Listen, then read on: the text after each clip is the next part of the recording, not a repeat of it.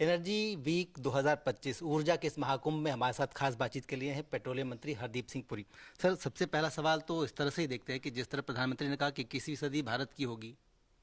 अपनी भारत अपनी ऊर्जा की सारे रिक्वायरमेंट पूरा करने के लिए बहुत सारे प्रयास कर रहा है। किस तरह के वो प्रयास हैं और किस दिशा में हम आगे बढ़ रहे हैं, कैसे बढ़ेंगे, उसका रोड मैप क्या होगा? देखिए, माननीय प्रधानमंत्री जी ने अभी भी कहा, उस दिन जो उनकी ओपनिंग एड्रेस था इस ऊर्जा के Mahakumbh as you call it, उन्होंने कहा कि 21वीं सदी लोग कहते थे भारत की है, और 21वीं सदी भारत के होने के लिए 21वीं सदी तभी भारत की होगी कि आपके पास एनर्जी अवेलेबिलिटी होगी। और भारत में क्योंकि हमारे जो डेवलपमेंटल चैलेंजेस है, सिर्फ अवेलेबिलिटी नहीं, हमारे यहाँ अवेलेबिलिटी हो पर अगर अफोर्डेबिलिटी ना हो तो हम भी फिर कष्ट में पड़ जाएंगे। सो माननीय प्रधानमंत्री जी की सबसे बड़ी कंट्रीब्यूशन एनर्जी सेक्टर में है। He has insured availability at affordable rates. Bharat एक ऐसा देश है जिसमें पिछले 3 साल में जो पेट्रोल और डीजल के दाम है 3 साल में नीचे आए हैं, और 13 और 16 रुपए नीचे आए हैं, क्योंकि सेंट्रल गवर्नमेंट ने अपनी एक्साइज काटी है।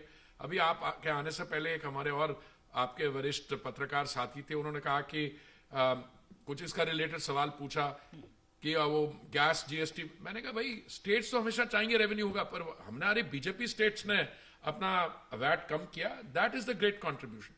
Today we have enough energy, more than enough energy is coming on to the global market. So आने वाले समय में हमारी जो एनर्जी का ट्रेजेक्टरी है वो सही रहेगा। अब सर, गैस आधारित अर्थव्यवस्था की पूरी हम बातचीत कर रहे हैं। अब पिछले दिनों में हमने डिस्कशन में पाया था कि एलएनजी कॉरिडोर्स हम डिजाइन कर रहे हैं। अब हम एलएनजी के लिए किस तरह से आगे बढ़ रहे हैं, साथ ही साथ अगर पीएनजी का कवरेज बढ़ाना हो उसके लिए कैसे, क्या प्लान है? हमें गैस की जो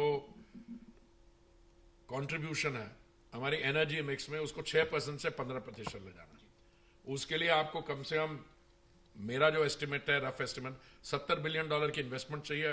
$20-30 बिलियन आ भी चुका है। उसमें कई चीजें करने हैं। आपको जो पाइपलाइन ले हो रही है नेचुरल गैस के लिए, उसको बढ़ाना है। आप 25 हम जो टोटल कनेक्शंस हैं रसाल 25 लाख से देखे, we have reached 1 crore 25 lakh. पर अगर आपको पाइपलाइन सारे देश में करनी है तो आपको और भी बनानी पड़ेगी पाइपलाइन। अभी शायद 14,000 से हमने 24,000 किलोमीटर किया, पर उसको 33,000 किलोमीटर करना। ये सब इंफ्रास्ट्रक्चर इन्वेस्टमेंट है। But the good news is कि काम बड़े सही तरीके से हो रहा है। Cylinder gas is available, every house hold is covered. हमारी जनसंख्या है 140 करोड़, 33 करोड़ 30 लाख हमारे पास सिलेंडर कनेक्शंस हैं। अगर एक कनेक्शन एक परिवार के 4 लोगों को मिले तो टोटल सैचुरेशन है।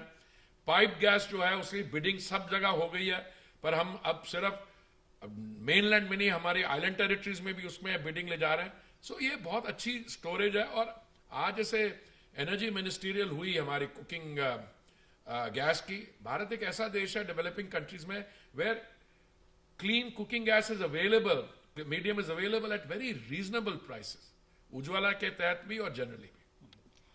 सर, एक आखिरी सवाल, ओएमसीज की अंडर रिकवरी को अगर देखें तो काफ़ी है। इसके अलावा पिछले दिनों हमने डिस्कशन में किया था कि कुछ उनको सरकारी राहत मिल सकती है। साहब ऐसा है, पिछली बार जब उनकी अंडर रिकवरी हुई थी 28,000 करोड़, तो मैंने तो पब्लिकली कहा था they are good corporate citizen, तो हमने उनको 22,000 करोड़ दिलवा दिया।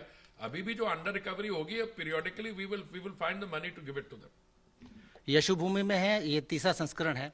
आगे इंडियन एनर्जी वीक को हम कैसे देखते हैं? आगे आने वाले समय में it will go to its own home, इससे बढ़ेगा। It's already the second largest platform in the world on that. जब it moves to its natural home, Goa में जो ओएनजीसी की 240 एकड़ की साइट है, वहां से अगले फरवरी में होगा।